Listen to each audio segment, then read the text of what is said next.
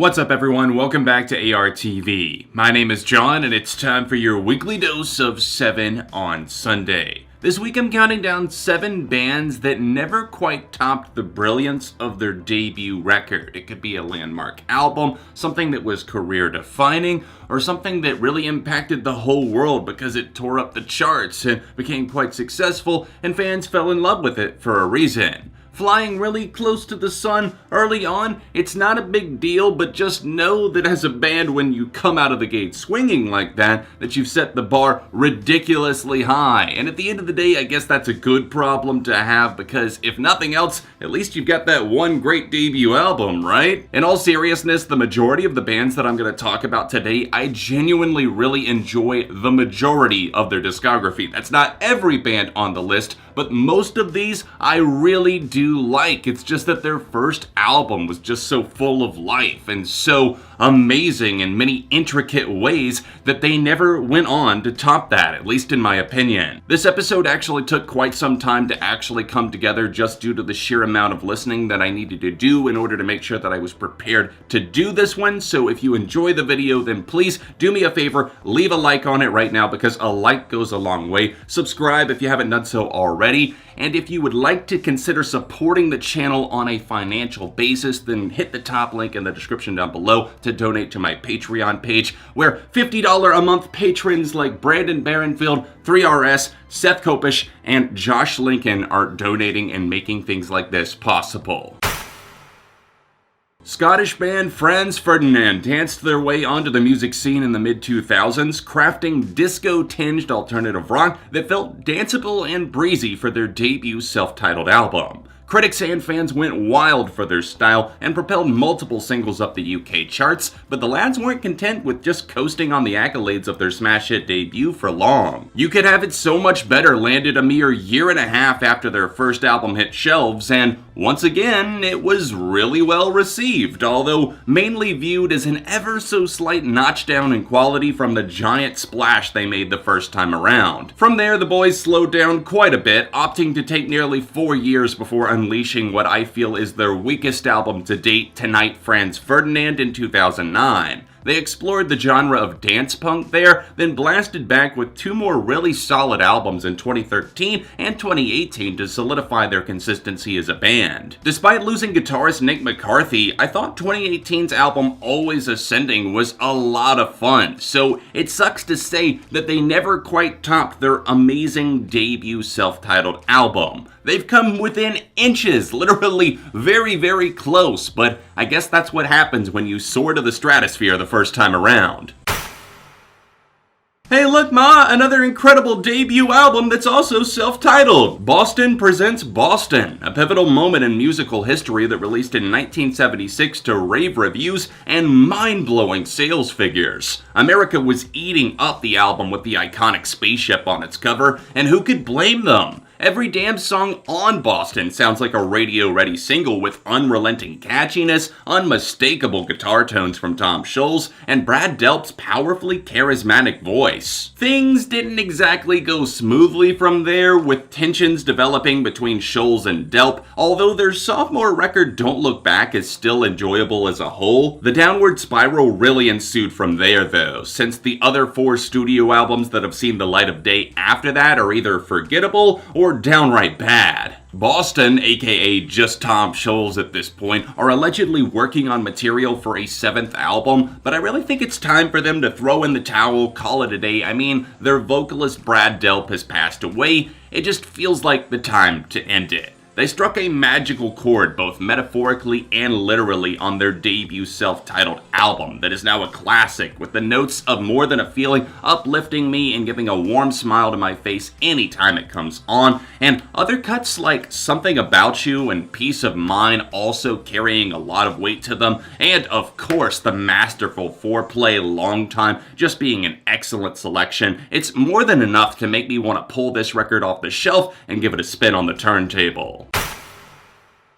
Scene King's Escape the Fate seemed invincible early on. They had the look, the sound, and the just edgy enough frontman to sell the emo kids on the whole package in the form of Ronnie Radke. Epitaph Records scooped up the young band after they had won a radio contest judged by none other than My Chemical Romance, and to this day, their early works still slap way harder than you'd expect them to. After their impressive EP, There's No Sympathy for the Dead, the band continued their quest to blend together emo, post-hardcore, and pop-punk on their now famous debut album, Dying Is Your Latest Fashion. With a hard-hitting sound backed by a talented vocalist and a tight rhythm section, it looked as though Escape the Fate were on track to dominate the MySpace-era rock scene for years to come. Instead, things got sidetracked when Radke was arrested and later jailed for violating his probation. Internal changes were already happening within the band, and eventually Radke was kicked to the curb in favor of Craig Mabbitt, formerly of metalcore act Bless the Fall. I don't think it's an unpopular opinion to say that it's never been the same since then, as much as they may have tried. There's been several super bland albums full of stereotypically generic metalcore, beginning with 2008's rather lame This War Is Ours,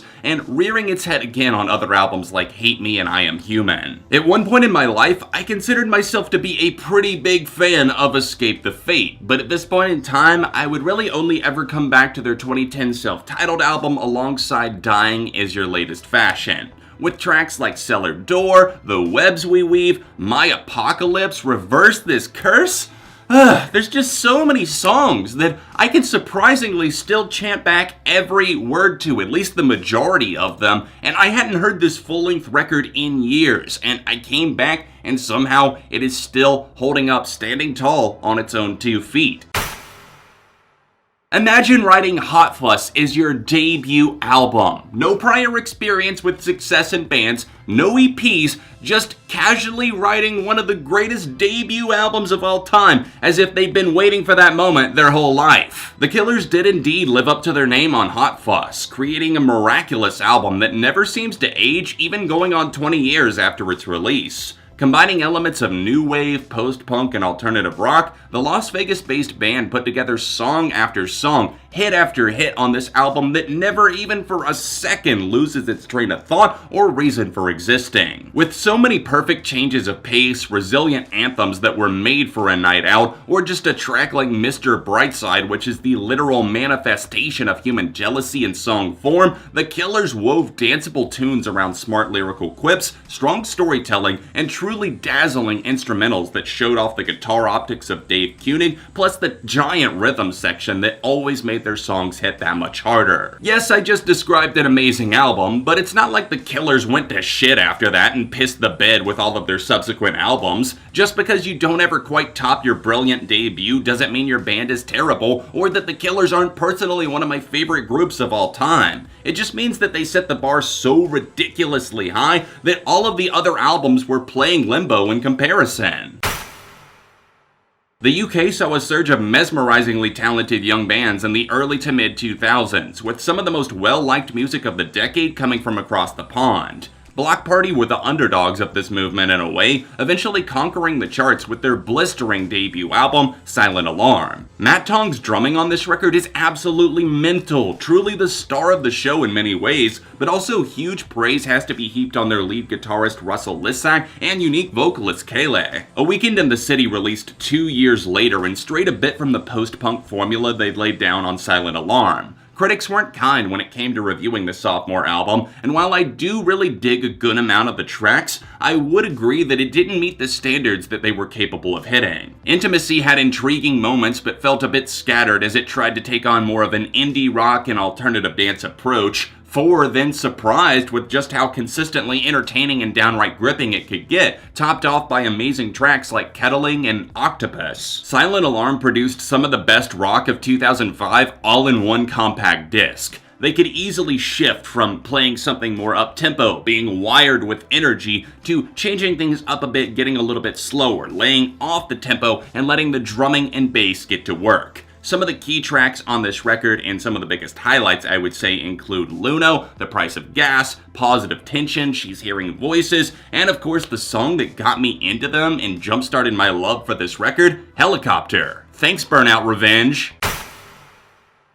Becoming fascinated with the sound of Interpol is really easy to fall into, and even harder to come back from. Not that you'd really want to, but hey. Interpol are without a doubt one of the most consistently solid bands you could ask for, which is why it pains me a bit to include them on this list. Their debut album Turn on the Bright Lights, released in 2002, is already considered a classic by many publications, myself included, but it's not just one of those critical darlings that failed to find the band a real fan base. The wave of indie post-punk they delivered was quite a contrast from the other groups we've talked about on this list, with vocalist Paul Banks standing out at times or getting lost in the thick instrumental haze on others. Antics is a worthy predecessor, and Interpol have many other amazing records to their name, including the more recent Morador and El Pintor. Their brilliance came to the surface in an undeniable way the first time around, making it a difficult task to measure up to. The self-titled record and Our Love to Admire are slightly more questionable with their inconsistent tone, but I don't think the New York band has ever released an outright bad album. Songs About Jane is the living, breathing definition of a sleeper hit debut. It took nearly 2 years for this album to blow, but when it did, it made the band formerly known as Kara's Flowers full-blown pop rock superstars. Despite the fact that their former band name is far superior, Maroon 5's first album is still a certified fresh dip into the waters of pop, blue-eyed soul, and yes indeed, a little bit of that funk. I knew this album quite well in my childhood due to the fact that it was virtually inescapable, plus the fact that so many songs were genuinely pretty awesome. Hey, I'd even go to bat for their second album, It Won't Be Soon Before Long, more than I'm sure most would. I mean, there's some goodies packed in all over, like Kiwi, Little Bit of Your Time, and If I Never See Your Face Again. After that album came the downfall, the toppling of a self-made empire that traded out artistic integrity in favor of outside co-writers, dozens of pop producers, and a complete lack of focus or direction other than, well, I guess Adam Levine's ego is our guiding star, we must follow his light.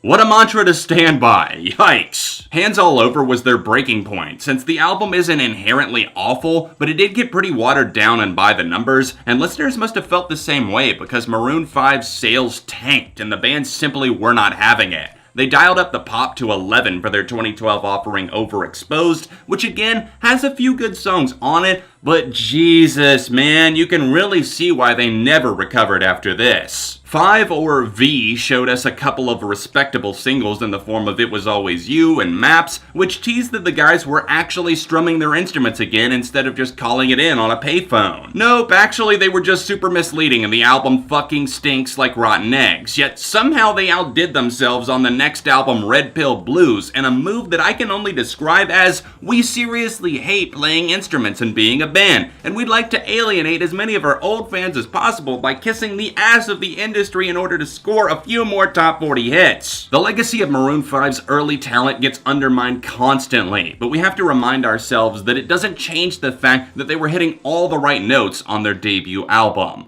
Harder to Breathe is a genuinely fantastic and awesome funky rock tune, and also some of the other deep cuts like Tangled and Through With You are still fun to come back to. They started off under the radar and relatively unknown playing the music that they wanted to make, it's just that they kinda got swept up in the whirlwind of fame and never got put back down, or at least Adam Levine's ego never did. That's a wrap for this episode of 7 on Sunday. I do hope that you guys enjoyed it. If you did, then please drop a like on the video and let me know what you think in the comment section down below. Do you agree that these bands never topped their debut albums, or are you one of the outliers perhaps that doesn't agree with the fact that they never topped themselves? If you would like to support me on Patreon, then hit the top link down below or else the annotation in the corner of your screen. If you want to see another episode of SOS, catch up right over here, or see another recent review I uploaded on the channel right here. Social accounts can be found linked in the description, and I'll see you soon for more right here on ARTV.